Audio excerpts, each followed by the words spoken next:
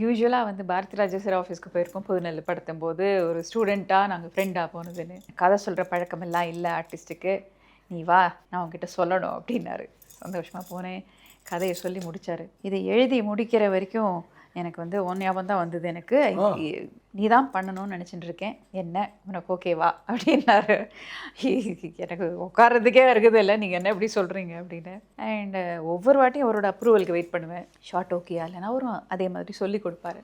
அவருக்குன்ற ஒரு தனி பாணி உண்டு, அது எல்லாருக்கும் தெரிஞ்சது தான். எனக்கு கொஞ்சம் ஹிஸ்டரிக்கலாக வர மாதிரி அந்த முதல் சீரியலில் பண்ணும்போது இருந்தது.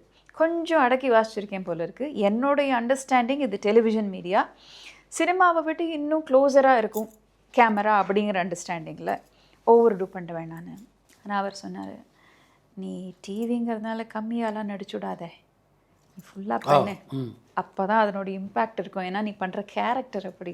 எல்லாருக்கிட்டையும் நிறைய விஷயங்கள் தெரிஞ்சுக்கலாம். இது ஆர்டிஸ்ட் நம்ம ஜெயிச்சிடோ படம் ஹிட் ஆகிடுச்சு நம்ம தான் எல்லாம் நினைக்கவே முடியாது. ஏன்னா பெரிய பெரிய ஜாம்பவான்களாக டைரக்டர்ஸ் இருந்திருக்காங்க.